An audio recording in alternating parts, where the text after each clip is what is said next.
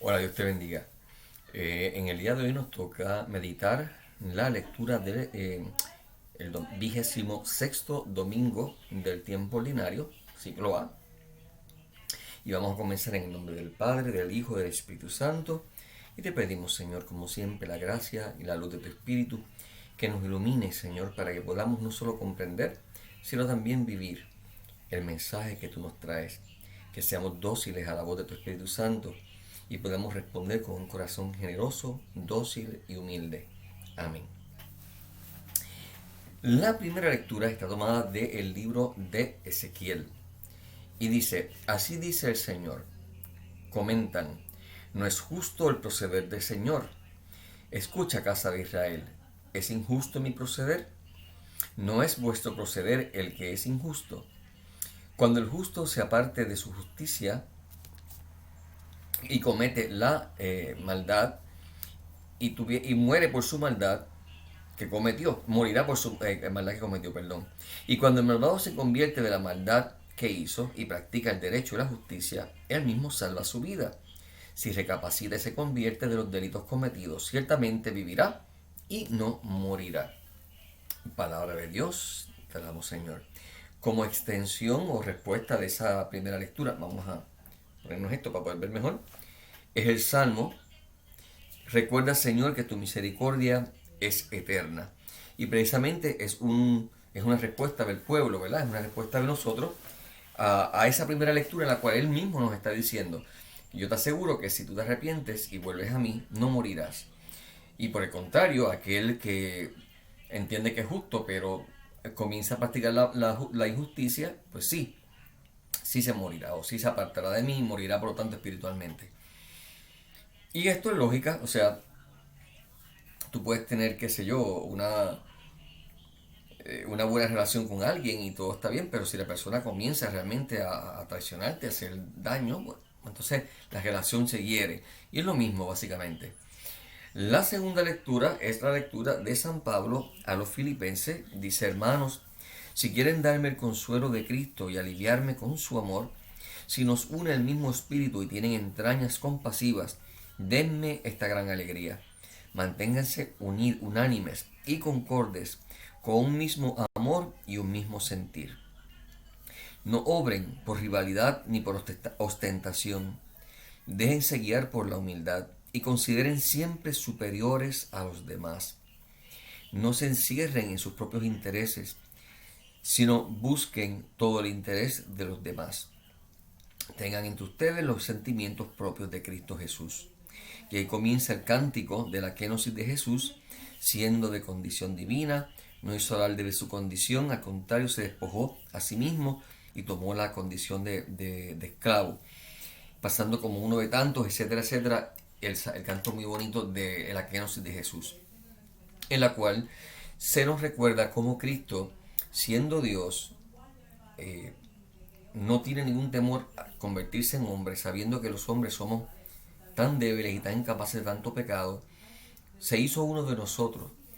Y con un espíritu humilde, siendo por ejemplo perfecto, se bautizó, se dejó bautizar por el mismo Juan y asumió nuestra humanidad en todas sus consecuencias, obviamente menos en el pecado, él no cometió pecado, pero sí en todos los efectos del pecado en nosotros. Y San Pablo nos hace una invitación muy importante que tiene que ver con la primera lectura, porque la primera lectura nos dice cambien de actitud. Y aquí Pablo nos está dando una clave bien importante. Dice, manténganse siempre concordes, no por rivalidad, no por tentación, déjense guiar por la humildad y consideren siempre superiores a los demás. Esto es una práctica muy importante que tenemos que entender. ¿Qué es lo que quiere decir San Pablo con esto? Nosotros a veces tenemos nuestras ideas. Yo no puedo, cuando yo conozco la verdad del Evangelio, yo no puedo negociar con la verdad del Evangelio. O sea, lo que es pecado es pecado. Lo que no es pecado, no es pecado. Sin embargo, tenemos que también tener la capacidad de discernir lo que es la voluntad de Dios manifestada en la iglesia y revelada en la iglesia, y lo que es mi propia opinión o lo que son mis propios gustos o mis propios valores. Y ahí pues tenemos que tener siempre esta actitud de que el otro es superior a mí. Lo cual significa que no me tiene que doler y no me tengo que sentir menos por decir yo tengo mi opinión, pero tú tienes la tuya. En vez de tratar de imponer siempre la mía y que tú pienses como yo pienso, entendiendo que como lo que yo entiendo es la verdad, todo el mundo tiene que seguirla. A veces se nos olvida eso, o sea, todas las cosas tienen más de un punto y la iglesia muchas veces en algunas cosas es firme, esto es así, pero en otras dice, mira, aquí hay libertad de pensamiento y nosotros no podemos por lo tanto enojarnos y no podemos entonces tratar de imponer nuestros propios conceptos, nuestros propios gustos, lo que yo estoy convencido de que es así, a los demás. Por eso nos dice, tengan entrañas compasivas y tengan un mismo sentir, pero este mismo sentir no es el mío. No es, si tenemos un mismo sentir mientras tú sientas lo que yo siento. No, es un mismo sentir mientras yo puedo ser capaz de decir, ok, vamos a escuchar lo que tú tienes que decir. Y vamos a darte importancia, vamos a tomar la actitud del niño que escucha a aquel que está hablándole y que posiblemente tengas razón. Déjame escuchar tu punto de corazón. No escucharte para ir mientras tú estás hablando, ver cómo yo te convenzo, cómo yo voy a combatir lo que estás diciendo. No, realmente escucharte, ponerme en tus zapatos y entender por qué tú piensas así y tratar de darte el beneficio. Si no me convences, no me convences, pero siempre podemos dialogar, ¿verdad? Así que tiene que haber esa humildad entre nosotros y siempre no tenemos que tener ningún temor en que eso sea un ataque o esté siendo infiel a la verdad. No mientras no esté poniéndose en duda una verdad revelada específicamente por la iglesia y por Jesucristo. Así que no se encierren en sus propios intereses, por buenos que sean. A veces los intereses son nobles y sin embargo, aún siendo nobles, los demás también tienen sus intereses. Así que tenemos que aprender a escuchar. Entonces, el Evangelio, que va mucho con, obviamente, la primera lectura como siempre, y con el Salmo de San Mateo, dice, en aquel tiempo dijo Jesús a los sumos sacerdotes y a los ancianos del pueblo, ¿qué les parece? Un hombre tenía 2 hijos. Se acercó al primero y le dijo, hijo, ve hoy a trabajar a la viña. Y él le contestó, no quiero. Pero después recapacitó y fue. Se acercó el segundo y le dijo lo mismo. Él le contestó, voy, Señor, pero no fue. ¿Quién de los dos hizo lo que quería el Padre? Contestaron, el primero. Y Jesús les dijo, aquí viene la explicación. Les aseguro que los publicanos y las prostitutas le llevan la delantera en el camino del reino de Dios. Porque vino Juan a ustedes enseñándoles el camino de la justicia y no le creyeron. En cambio, los publicanos y las prostitutas le creyeron. Y aún después de ver esto ustedes no recapacitaron ni le creyeron. Palabra de Dios, te alabamos, Señor. Esta es una de las pocas ocasiones en que Jesús da una parábola, un ejemplo, e inmediatamente lo explica, porque quiere llevar el punto bien claro. El ejemplo de estos 2 hijos, uno dice, sí, yo voy ahora y no lo hace, y el otro dice, no, yo no voy para allá, pero caramba, y luego va. Y él está diciendo, mira, esos son ustedes y las prostitutas y los publicanos y aquellos que ustedes miran por encima del hombro pensando que son inferiores a ustedes, porque no están todo el tiempo en el templo, porque no observan toda la ley como ustedes piensan que ustedes la observan. Ellos son los que dicen, no voy, pero luego escucharon a Juan y se convirtieron. Y ahora me escuchan a mí y se convierten. Y ustedes son los hijos que dicen, sí, pero no van, porque dentro de su corazón sigue todavía reinando el pecado. Así que la explicación es bien clara y bien directa, ¿ok? Le está hablando bien claramente, mira, ustedes piensan que están justos porque practican la ley, pero sin embargo hay otros que están escuchando y son dóciles, y esos son ese buen hijo que realmente está haciendo la voluntad del Padre. ¿Cómo nos aplica eso a nosotros? Pues como hemos estado diciendo todo el tiempo, mira, nosotros podemos estar o sentirnos identificados con diferentes personas en estado quizás parábola o con estas mismas lecturas. Puede que tú te sientas que tú eres del grupo de las prostitutas y los publicanos, en que tú digas, yo soy un pecador, yo no merezco al Señor, yo realmente estoy mal, yo reconozco que yo estoy mal, yo no voy a la iglesia, yo no vivo mi fe. Ciertamente, si te quedas ahí no estás haciendo nada. Pero si estás ahí, para ti es esa primera lectura en que dice, siempre que el pecador viene a mí, yo lo recibo. Si tú sientes que tú eres de esos que realmente están lejos de Dios, la buena noticia de esta palabra es, pero vuelve a mí.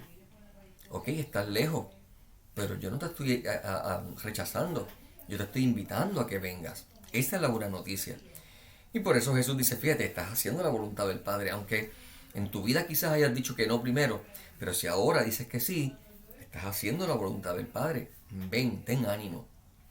Si por el contrario tú piensas que eres de los, como los fariseos, ¿verdad?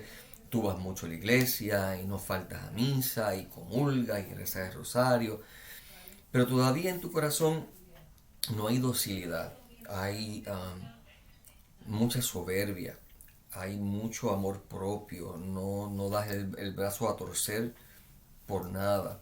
Si quizás todavía en ti hay una lengua muy suelta para juzgar y poner intenciones en los corazones de los demás. Si todavía en ti hay mucho mal hablar, muchas malas palabras, hay mucho coraje, mucha ira, muchas frustraciones y muchas acusaciones a Dios. Si en ti todavía hay mucha desconfianza hacia Dios. Si en ti todavía hay eh, mucha doble vida, quizás dices una cosa, ¿verdad? Y vas a la iglesia, pero entonces todavía estás adicto a la pornografía o estás adicto a mirar a la muchacha que fue a la iglesia bien bonita y la desnudas con la vista. Si todavía en ti reina el pecado, entonces tú tienes que decir, pues mira, no tomes la actitud del segundo hijo, no digas, sí, sí, yo voy. Porque si tú sigas así, si tú tomas la postura de que, oh, yo soy bueno porque voy a la misa y hago todo esto, pero no cambias de corazón realmente, entonces no estás haciendo la voluntad de Dios. Quizás tú eres un tercer grupo, los que a veces eres una cosa y a veces otra, un in-between entre los dos.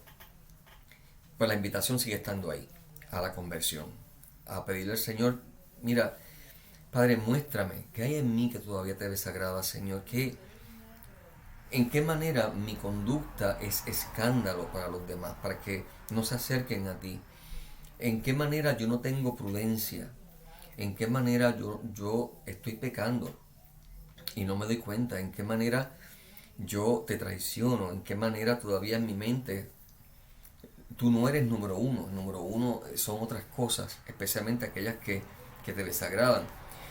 Tú tienes, yo tengo que leer la palabra, especialmente las cartas de San Pablo, para poder entender qué es lo que estamos cometiendo mal. Porque de la nada el Espíritu Santo no te va a hablar. Tú tienes que poder leerlas y ver qué son actitudes que quizás tú piensas que no son tan malas y sí lo son. ¿Ok? Qué cosas tú piensas que son pecadillos y no son pecadillos, son pecadotes. La palabra de Dios es la que nos ilumina. La palabra de Dios es la que le permite al Espíritu Santo tocar el corazón y ayudarnos a entender lo que estamos haciendo bien y lo que estamos haciendo mal. La confesión frecuente. La confesión con un buen confesor que no únicamente dé confesión, sino dirección espiritual y te pueda decir, mira, estás fallando en esto, con tus hijos, con tu esposa, con tus padres, con tus hermanos, con los hermanos en la iglesia. Estás fallando con tu relación con Dios. No has comprendido todavía lo que es el amor de Dios y puedes irte a un extremo o al otro.